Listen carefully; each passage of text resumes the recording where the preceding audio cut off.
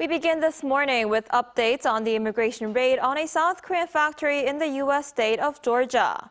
South Korea has concluded talks with the United States for the release of more than 300 Korean workers detained last week. A presidential official says a charter flight will be sent to bring them home once U.S. administrative procedures are complete.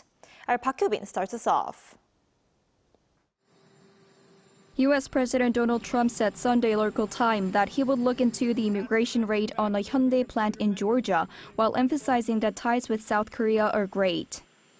We have a great relationship with South Korea, really good relationship. Trump was speaking after reports that the mass detention of South Korean workers by U.S. immigration authorities is entering a resolution phase.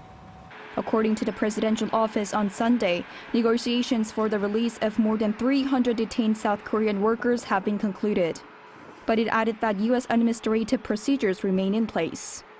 Negotiations for the release of our detained workers have been concluded.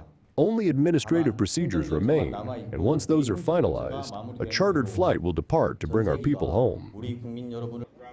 The earliest option under review is for the workers to return on a chartered flight this Wednesday, U.S. time. To finalize the process, Foreign Minister Cho Hyun is leaving for the U.S. on Monday. He is expected to meet U.S. Secretary of State Marco Rubio to discuss the pending procedures as well as preventive measures to avoid a similar situation occurring. The South Korean government also pledged to establish fundamental safeguards, such as creating new visa categories for short-term dispatches in consultation with Washington. Officials stressed that resolving visa issues is essential, especially as South Korea has promised active investment in the U.S. during trade negotiations.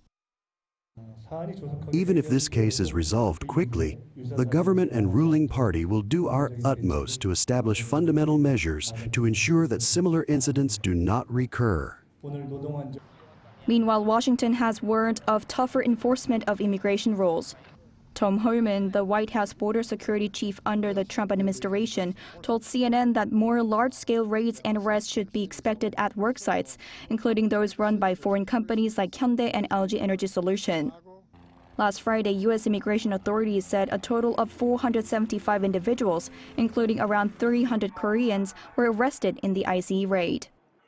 U.S. officials said they were engaged in unauthorized work, with some on temporary or tourist visas that prohibit employment. The South Korean workers are currently being held at the ICE detention center in Folkestone, Georgia. The facility, which has a maximum capacity of 1,100, has long faced criticism for overcrowding, sanitation, and safety issues. Park Hyo-been, ArirangNews.